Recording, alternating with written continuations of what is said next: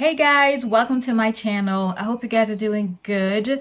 My name is Linda and I'm Congolese from Sweden. And for those of you who have been here before, I say welcome back. You guys already know the drill. Get some tea, get some coffee, get whatever you guys would like to get and just have a seat and make yourself comfortable. So today what I wanted to talk to you guys about is Cuba, because I went down to Cuba in July for 6 days, right? And I had an amazing time. I met some beautiful people, some amazing people, experienced an amazing culture. But there are things that I wish someone would have told me prior to going there. Now, by no means am I saying that people telling me these things would have made me not want to go. I've always wanted to go. It's always been like a dream destination of mine. It's always been on my bucket list. So I would have gone regardless. But it's just tips and pointers that I wish someone would have told me before that could have helped me out once I got there, which is why I'm making this video for you guys today. I just want you guys to have a little bit of extensive knowledge when it comes to Cuba that people might not tell you, and I just wanted to give you guys some tips, some pointers on what to do, what not to do, things to think about, and all that good stuff. Now, the first thing that I wanted to talk to you guys about is, of course, the money. My friends and I, we flew out to Havana and we stayed there for 6 days, like I said. And while we were out there, we noticed that there are some ATMs around, some cash machines. However, your cards are not going to work. American cards are not going to work in Cuba. So what you need to do is bring a lot of cash. You bring a lot of cash. My friends tried to take out money. It didn't work out for them. I even tried with my card, even though we all had money in our accounts. It did not work. And they had to go all the way to the bank, and deal with the process over there. And that was a very long and unnecessary process that just could have saved us a lot of time. But it was really like a mission just to be able to take out money from their account. So do make sure that you guys bring out a lot of cash. When it comes to the cash, there are two currencies in Cuba. There are the peso and there's cook. Some people call it cook, some people call it ceviche.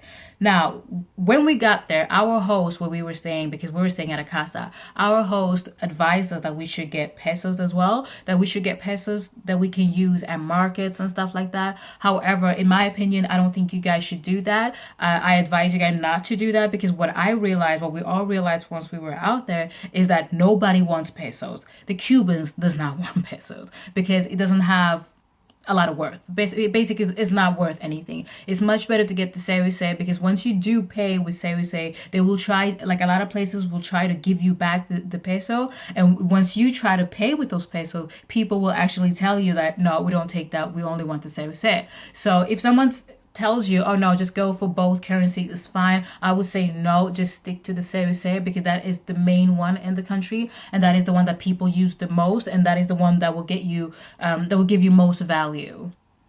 Another very important thing is toilet papers. Now, I know it sounds bad having to pack down your toilet papers like a bunch of rolls in your suitcase, but trust me, I think it's really important, because what we found out once we were down there is that there's a lot of places, a lot of public places that does not have toilet paper. So it's just a good thing if you have a little bit of paper in your bag, in your pocket, or whatever at all times when you leave the house, because most likely you will use it.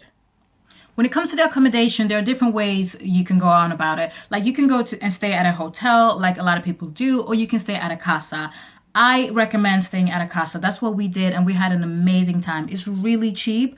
We actually ended up paying $75 each for 6 days. So it is unbelievably cheap, and it's worth the money, and it's so much better because you get to experience Cuba in a different ways. You get to hang out with the locals. You get to, interact with them in a different way than you would have done if you would have stayed at a hotel in your little bubble. So if you do have the chance to stay at a casa, I would say go for it. At a lot of places, for an extra $5, they will even make breakfast for you. We had one chef come in and make breakfast for us, and it was amazing. Like, it was absolutely amazing. So I definitely advise you guys to do that rather than just staying at a hotel like a lot of people do. When it comes to the currency exchange, just remember that certain currencies are obviously stronger than others. I, for example, changed from British pound to ceviche, and I got the most out of it of all my friends. My friends, they all had US dollars, so they went from US dollar to ceviche, so they got way less money than I did. Well, not way less, it wasn't a major difference, but there were definitely a difference, because my money money lasted way longer than their money. And also, when you are exchanging from US dollars to say there is a surcharge. Now, I don't remember how much that surcharge is, but I do remember my friends complaining about it.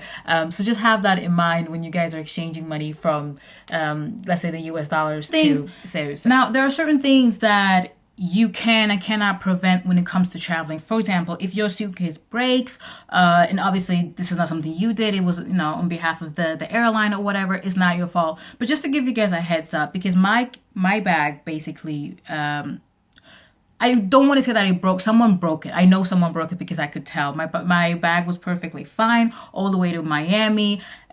We leave Miami to fly to Cuba. Once I get to Cuba, my bag has been open, and the way it was open, I was unable to actually keep the bag. So basically, I just tried to tuck it neat as possible until we got to the place where we were staying. And once we got there, I literally, because there was an opening of this much, and I literally just put my fingers through and the whole thing just burst.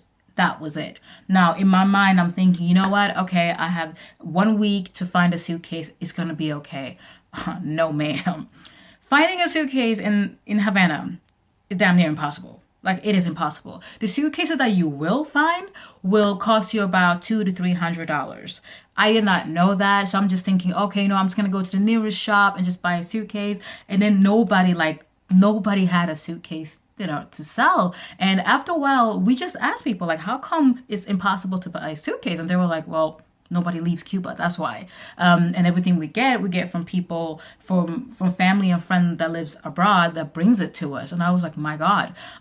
We went to different stores to ask for suitcases. Like I said, it was $200 and $300. They were like, I was so desperate. There was even one bag. They were just having it there for display, but it was a little bit broken. It was No, it wasn't a little bit broken. It was broken, but I just needed something that will take me to Miami, and then from there I'll just get a new suitcase. This suitcase was broken and they could not sell it. However, when I asked them, I need this suitcase, like, how much would you sell it to me? They had the audacity to tell me that it would sell this broken suitcase for $300. No, ma'am. No, ma'am. So just have that in mind. As for me, I had a lot of problems. We ended up putting my stuff in my friend's suitcase, and once we got to the airport, it turned into something else because they wanted me to pay more money. Like, they wanted us to pay more money for her suitcase. I think it was like $250. I just felt like they were just trying to rip us off, and we just started having like a discussion because I felt like it was wrong. And then out of nowhere, this angel sent from above, this guy who just happened to have an extra bag. He just passed us by asking us what's going on. We explained to him the situation. And then he just gave me his suitcase. And I was like, I can pay you money. And he was like, no, just take it. I helped you, pass it on to someone else. And that's it, So just have that in mind. If your suitcase is messed up in Cuba, honey, you will have some problems, all right? So one thing that I wanted to talk to you guys about is definitely the bargaining. I understand why people bargain. Like, it's very common. I do it myself. You go on a holiday and you want to save a little bit of money. Well, actually, you want to save as much as possible, I guess. But you want to save a little bit of money, and you want to save some money and spend it elsewhere, basically. I understand it's fully normal. However, after visiting Cuba, I just feel like there is now a moral issue that I didn't really think about too much prior to going to Cuba. And it's basically because people who are selling their stuff on the streets or on the markets or wherever they're selling it to survive. That's what I realized when I was out there. They're selling their stuff to survive. So I just feel like, who am I to be, to asking for a price to be lowered when the price that was given to me is already quite low to begin with. I'm not even joking with you. I saw couple of tourists when I was out there. They want a souvenir. The person tells them it's 5 ceruse, and they actually had the audacity to say, oh no, I'll give you 150. Now, in my opinion, that's disrespectful. I think that's very disrespectful. I don't think it's nice, because for us coming to these countries, especially for us to even buy a ticket to go all the way over there, we are good enough, like we have enough money to be able to pay more than 150 for a souvenir. I just feel like that's mad disrespectful, but I understand why people do it, like I said, and to each to their own. I'm not judging you guys. If you guys want to do this, that's fine. I'm just saying, taking into consideration that some people, not everyone of course, but some people who are selling their stuff on the streets or the markets or whatever, they're actually doing it to survive. Now, when it comes to the money, I just wanted to give you guys like an idea of how much we spend on food, on drinks, on taxi, on souvenirs and stuff like that, just to make things a little bit easier for you guys. When it comes to the cocktail, we paid everything between 2 and 450 seusei. It depends on where you go. Some places are a whole lot cheaper and some places are still cheap, but a little bit more expensive according to their standards. And when it comes to the alcohol, do not worry, they pour a lot of alcohol in your drinks. Like, it's not like over here in the UK, for example, where you will ask for a double shot of anything and they will literally like pull out the measurements and give you exactly what you asked for. What we realized when we were in Cuba is that some places use measurements, but a lot of places we just kind of freestyle and they pour a lot of alcohol until you have to tell them like, oh no, that's a little bit too much for me. And then you will have some people be like, no, you're in Cuba, like you're here to live, it's okay. So just bear that in mind when you guys go out there. You will get a lot of alcohol and you will get it for a very, very cheap price. When it comes to the food, we paid everything from like 10 seusei to 15, no, not even 15, maybe 18 seusei. Everything differs. Now, we had some shit food for 10 seusei, but then we also have some very good food for, let's say, 12 seusei. I would say it just depends on where you go. It depends on the restaurant that you go to. But one thing that I really liked about the Cuban restaurant is that they give you a lot of food. So you get big portions for what you're paying for, which is absolutely amazing for someone who loves food as much as I do. So in terms of the clubs, we actually ended up doing like restaurants and bars most of the times. However, we did go out to some clubs. I think we did like 2 or 3 clubs once we were out there. And one of the clubs that we went to is called Fabricar de Art. It's a very, very big club, a very popular club with a lot of people. And it's located like 10 minutes from Vedado where we were staying by car. And it has 3 floors and it has everything from live performances to DJs to art galleries. And it's a very nice club because it has a mixture of the local, because they have a lot of locals going there, but they also have some tourists going there. So you get a little bit of both. And to get in there is 2 seusei. It would only cost you 2 seusei, so it's very, very cheap. And this is supposed to be one of the biggest ones in the city. When it comes to the taxis, when you ask them for a price, obviously they're gonna give you whatever price they want to give you, thanks to inflation, of course. But you guys can come to an agreement. We lived in Vedado and we used to travel to Old Havana quite often, every day. We went to Old Havana every day and we paid 10 seusei to get in there. And it was always 10 seusei and they won't even budge when you give them that price. I'm sure you can get it cheaper if you want to, but that's the price that we paid and that's the price we were okay with paying. So it wasn't a big deal for us. When we, on the other hand, went out to the beach, because we went out to Playa de Santa Maria, which is an amazing beach. I think everyone should go there. Like the sand is white, the water is clear, it's absolutely gorgeous.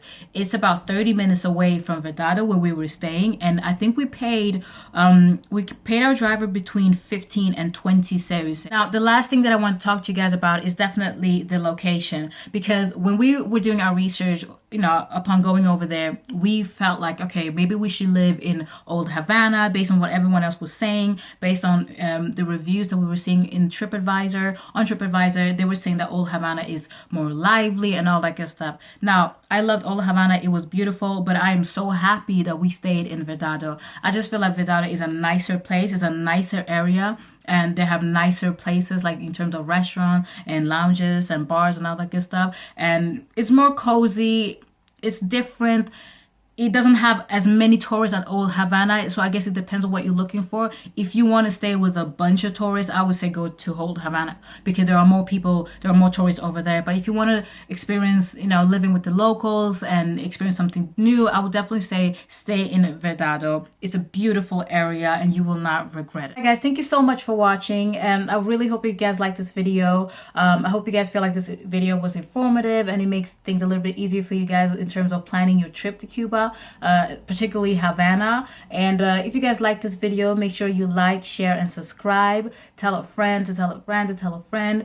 And in the meantime, make sure that you take a look at my other travel videos. I have a few of them out, and have a look. And if you guys have any questions, feel free to just drop a comment below and I'll answer them, as best as possible. But in the meantime, take care and thank you so much for watching. Bye guys.